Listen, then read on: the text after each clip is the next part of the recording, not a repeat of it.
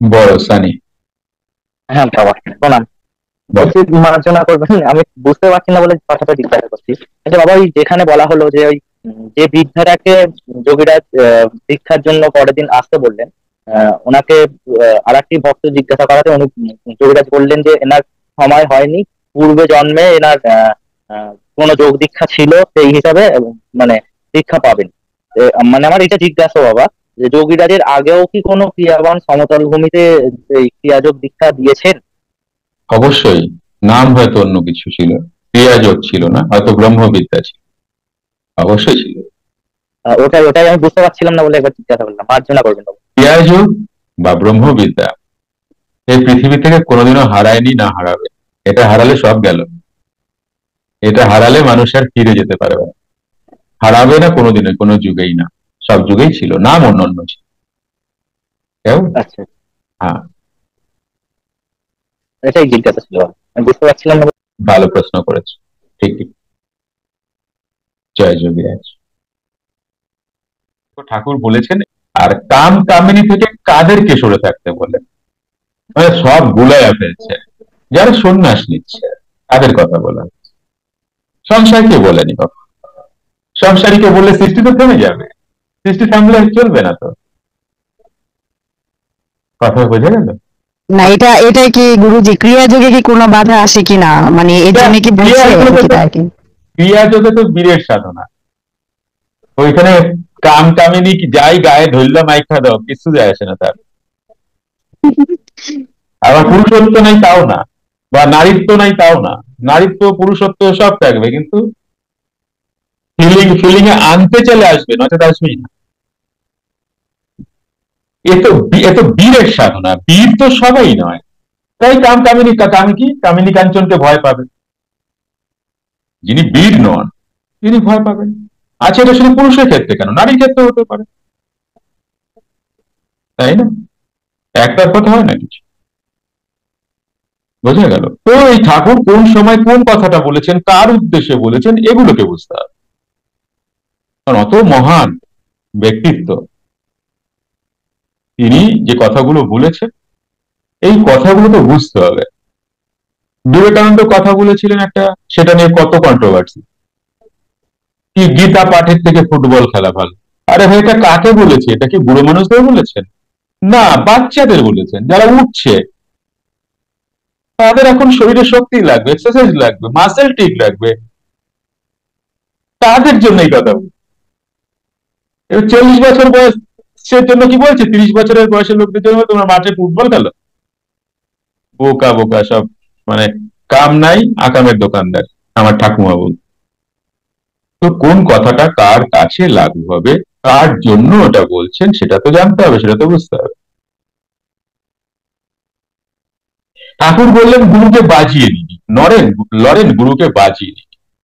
কাকে বলেছেন কথাটা, গুরুকে বাজিয়ে নিবি? লড়েনকে মানে নরেনকে, মানে বিবেকানন্দকে। তোমারে বলে নাই। তুমি কি বাজাবা ওনারে? ভগবানকে তুমি বাজাবা কি গো? ওটা এক ভগবান আরেক ভগবান নেবে। কারণ এটা শোনা যায় সপ্ত ঋষির এক ঋষি বিবেকানন্দ। তার মানায় দেখে শুনে পরখ করে নেওয়া। রামকৃষ্ণকে আমার মানায় না বাজিয়ে নেওয়া। আমি কি বুঝি তার, কতটুকু জানি তাকে? আমি বাজাতে চাইলেও পারবো? আমার সেই বিদ্যে বুদ্ধি আছে, সেই ইন্টেলেক্ট আছে আমার, যে ঠাকুরকে আমি বুঝবো? শ্যামল বলো। জয় গুরু, জয় যোগীরাজ। জয় যোগীরাজ। শ্যামাচরণ লাহিড়ী মহাশয় হ্যাঁ। উঠেছে যে ক্রিয়ার অভ্যাসী ব্যাপার।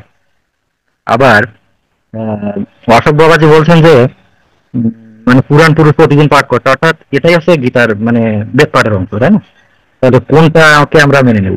তো দুটো দুই রকম বিষয়। ক্রিয়া করা হচ্ছে বেদ পাঠ। কেন ক্রিয়া করা বেদ পাঠ? কারণ ক্রিয়া করলে বেদ উপনিষদের সমস্ত নলেজ তোমার কাছে চলে আসবে। ক্রিয়া তো যজ্ঞই। আগুন নিয়েই তো আমরা যজ্ঞ করি। তাহলে কি দাঁড়ালো? ক্রিয়া, বেদ পাঠ হচ্ছে ক্রিয়া। তাহলে হয়ে গেল, যারা ক্রিয়া করেন বা প্রাণায়াম করেন তারা ক্রিয়াযোগী, যারা তারা তাদের বেদ এমনি ইনবিল্ট হয়ে যাবে। এইবার আসো গীতার কথা। এবার যারা ক্রিয়াবান, বাবা বলেছেন প্রত্যেকদিন পুরাণ পুরুষ পড়বে ইহা সত্য যুগের গীতা। এর সাথে এর কোনো কনফ্লিক্ট নাই। কোথায় কনফ্লিক্ট? একটা করা, একটা পড়া। কিন্তু যোগের দৃষ্টিতে উম, মানে পড়ার প্রতি কি বিশেষ আকর্ষণ আবশ্যক? একদমই, কারণ একটি নতুন মানুষ যখন নতুন তিনি সাধনা শুরু করছেন, তখন তার তো এগুলো প্রয়োজন আছে। যখন একজন ক্রিয়াবান হবেন, হ্যাঁ, তো নতুন ক্রিয়াবান, তা- জাস্ট জন্ম নিলেন, তার তো এগুলো প্রয়োজন আছে, তাই না? তাকে তো জানতে হবে। কি জানতে হবে? গীতা জানতে হবে, তাই না? তাও ওই সুরধনী গীতা, অন্য গীতা তিনি করবেন না, সুরধনী গীতা। কেন? সুরধনী গীতা হচ্ছে ক্রিয়াবান যেটা করছেন, ক্রিয়াবানের উত্তরমালা। মানে আমি এটা রাত্রিবেলায় সাধনা করলাম, আমি এই দেখলাম, এই বুঝলাম, এবার এটা কি ঠিক? তাহলে আমি গীতাকে দেখে সেটাকে দেখবো যে গীতা উত্তরমালা। যেমন আমরা বীজগণিত করতাম, বইয়ের পেছনে উত্তরমালা থাকতো, প্রশ্ন, আমরা অঙ্কটা করে অ্যান্সার ঠিক হয়েছে কিনা আমরা উত্তরমালা দেখে নিই। ঠিক তাই সাধনা করে, সাধক ক্রিয়াযোগী সাধনা করে যেটা উপলব্ধ হচ্ছে সেটা গীতা থেকে মিলিয়ে নেবেন, যেটা গীতা বলছেন। বোঝা গেল কেমন? গুরুজি আরেকটা প্রশ্ন ছিল। হুম। তো আমি ফেসবুকে একটা পোস্ট করছিলাম যে আহ, যোগীরাজের যে পাপ পুণ্য বলে কেউ নেই, তাই না? কিছু নেই। কুটস্থে মন রাখলেই হচ্ছে, উম, কুটস্থে মন না রাখলেই পাপ। এই প্রসঙ্গে একটা পোস্ট করছিলাম। তো এক ক্রিয়াবান উনি অনেক উচ্চ মার্গের যোগী। তো আমাকে প্রশ্ন করছে ওখানে যে ধরো একজন খুনি, সে খুন করছে কিন্তু তার মানে দৃষ্টি মানে কুটস্থেই আছে, তাহলে সে কি পাপ বা পুণ্য হবে না? এটা প্রশ্ন। হচ্ছে উচ্চ মার্গের ক্রিয়াবান কখনো এই ধরনের বোকার মতো প্রশ্ন করবে না, তারা তো সময় নেই। আগে নামাও ওনাকে, উনি উচ্চ মার্গের না। আর উচ্চ মার্গের প্রশ্ন, যদি প্রশ্ন এমনটা হয় নাকি কুটস্থ থেকে, মানে তোমরা দুই কথা যোগীরাজের বলা মানে উচ্চ মার্গের হয়ে গেল, উনি নিম্ন মার্গে, তোমার থেকেও নিম্ন মার্গের উনি। তা নাহলে এই কথাটা বলতেনই না উনি। কুটস্থ থেকে কেউ এটা করতে পারে? এ তো মনাতি। তার হাতে, কুটস্থ ছেড়ে দাও, তোমার হাতে একটা ছুরি দিলে তুমি কাউকে মারতে পারবে? অ্যাজ এ তুমি শ্যামল মৃধা, পারবে তুমি? Yes or no? পারবে তুমি? একটু মুখ খুলে না, কথা না। বলো না। পারবে? পারবে না। তাহলে কুটস্থ কোথায় কে থাকতে পারে? সেই মানুষটাকে নিয়ে কথা বলছে। বোঝা গেল? হাউ কথাবার্তা ক্রিয়াবান বলেন না, টাইম পাস। বুঝলেন শ্যামল? কি বুঝলে? কি বুঝলে বলো? কুটস্থ চৈতন্য মানে না না, একটা, এই এনারে কি বুঝলা? এই এই বাচালটারে কি বুঝলা? ও, আমি তো ওনার সম্পর্কে কিছু জানি না তো। এই যে তুমি বললা উচ্চ মানের ক্রিয়াবান, এই তো দু রকম কথা তো হ্যাঁ, হ্যাঁ। তুমিও বলতেছো। উনি তোমার হচ্ছে, সাথে দুই রকম, দুই নম্বরই লোক করবেই, কারণ তুমি দুই রকম কথা বলতেছো। একবার বললা উনি উচ্চ মার্গের, আবার বললা আমি তো ওনার সম্বন্ধে জানি না। ওনার ওনার পোস্ট গুলো তো দেখছি যে একজন পোস্ট করলেই মানে সে উচ্চ মার্গের হয়ে গেল? সে তো বই দেখেও লিখতে পারে। তার কোনো কিছু বলছেন কি?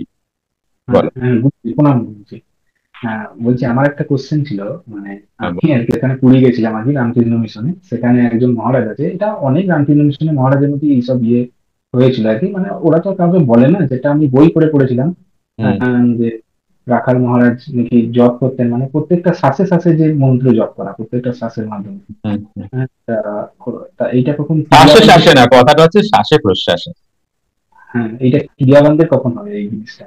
ক্রিয়াবানের প্রয়োজনই পড়ে না শ্বাসে প্রশ্বাসে জপ। ক্রিয়াবান জপ ঠোঁট, ঠোঁট, জিহ্বা আর মন, এগুলি সবই ইন্দ্রিয়। ক্রিয়াবানের উঠতে যাবে, ক্রিয়াবান ইন্দ্রিয়ের মধ্যে থাকবে না। ক্রিয়াবানের উপর জপ টপ নেই কিছু। একজন আচার্য হলো যে বিরাট কিছু জিনিস হয়তো শ্বাসের মাধ্যমে জপ করাটা কি জিনিস ওটা? দেখো যে যেটা করছে তার কাছে সেটা বিরাট শ্রদ্ধেয় এবং বিশ্বাসেরই হওয়া উচিত। আবার কেউ কেউ তো ভাবে এর থেকে আর কিছুই নাই, এটাই বেশ। এই শ্রদ্ধা বিশ্বাস থাকা ভালো, প্রভু সবাইকে বুঝিয়ে দেবেন কোনটা দি বেস্ট, কোনটা তার ফিরে যাওয়ার পথ, সবই প্রভুর টাইম অনুযায়ী।